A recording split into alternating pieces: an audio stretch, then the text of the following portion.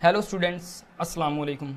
I am mister Mohammad Tajammul और आज के इस ट्यूटोरियल में हम बात करेंगे what is input, discuss input method and keyboard. पहले हम इनपुट के बारे में डिस्कस करेंगे, उसके बाद हम इनपुट मेथड के बारे में डिस्कस करेंगे और एट द एंड हम कीबोर्ड के बारे में डिस्कस करेंगे।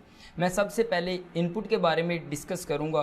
कोई भी चीज़ जो हम कंप्यूटर को देते हैं उसको हम इनपुट कहते हैं। मैं इसकी डिफ़ाइन करता हूँ, उसके बाद इसको फर्दर एक्सप्लेन करता हूँ। Anything given to computer is called input. Anything given to the computer is called input. We give data and instruction to the computer as input। हम कोई भी जो चीज़ है या कोई भी डेटा या कोई भी इंस्ट्रक्शन जो कंप्यूटर को देते हैं उसको हम इनपुट का नाम देते हैं। यहाँ पे हमारे पास टू मेथड हैं कंप्यूटर में डेटा को इन करने के या इनपुट करने के। एक को हम डायरेक्ट मेथड का नाम देते हैं और जो दूसरा मेथड है उसको हम इनडायरेक्ट मेथड का नाम देते हैं। ठीक है, पहले मैं डायरेक्ट मेथड को थोड़ा सा एक्सप्लेन करता हूँ। Direct method, direct input method ऐसा मेथड जिसके ज़रिए हम कंप्यूटर में डायरेक्ट डेटा इंटर करते हैं उसको हम डायरेक्ट इनपुट मेथड का नाम देते हैं। जैसे कि मेरी वॉइस रिकॉर्ड हो रही है, ये माइक के ज़रिए वॉइस रिकॉर्ड हो रही है, माइक के ज़रिए डायरेक्टली डेटा इन हो रहा है कंप्यूटर के अंदर, इसको हम डायरेक्ट इनपुट मेथड की एक बेस्ट एग्जांपल का नाम देंगे।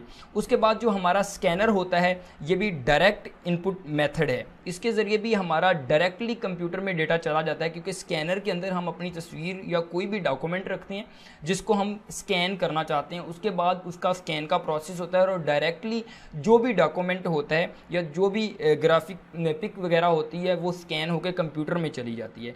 मीन्स दैट माइक और जो स्कैनर है ये बेस्ट एग्जांपल है डायरेक्ट इनपुट मेथड की। ठीक है, ये कंप्यूटर में डायरेक्टली हमारा डेटा इन हो रहा होता है। अब मैं इसकी थोड़ी सी डिफाइन करता हूँ। Direct input method is the method in which data is entered directly into the computer from the source is called in direct input method. The device that are used for direct input are called source data entry device. जो device directly data को enter करने के लिए computer में इस्तेमाल होती है उनको हम सोर्स डेटा एंट्री डिवाइस का नाम देते हैं। जैसे कि मेरे पास माइक है जिसके ज़रिए मेरी वॉइस रिकॉर्ड हो रही है, तो ये सोर्स डेटा एंट्री डिवाइस है।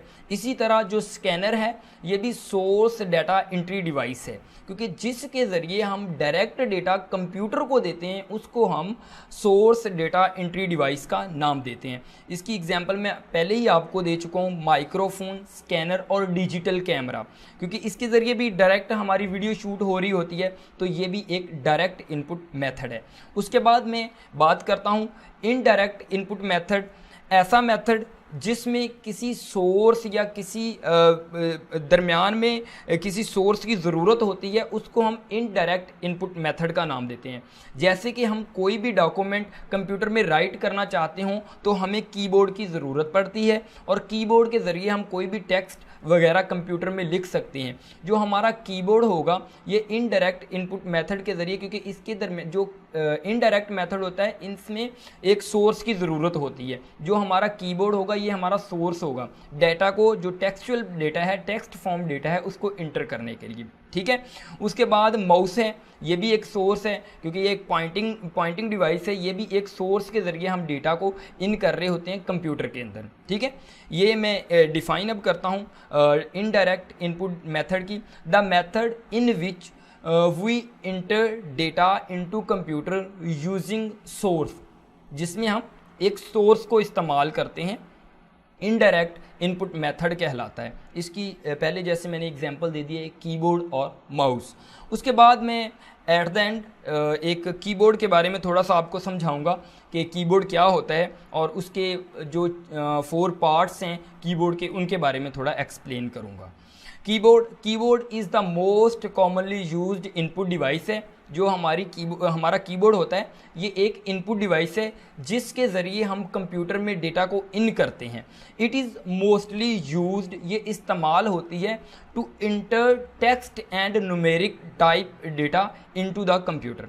ठीक है। इसमें इसके ज़रिए हम कीबोर्ड के ज़रिए जो न्यूमेरिक एंड जो टेक्सचुअल हमारा डेटा होता है उसको कंप्यूटर में इंटर करने के लिए इसे इस्तेमाल करते हैं। ये हमारी जो है इनपुट डिवाइस है। The button on the key, जो बटन होते हैं ऑन द कीबोर्ड, इसको हम कीज़ का नाम देते हैं। ठीक है। इसके 4 पार्ट्स हैं। जो हमारा एक कीबोर्ड होता है इसमें 4 पार्ट्स हैं, मैं आपको बताता हूँ। सबसे पहले है फंक्शन कीज़।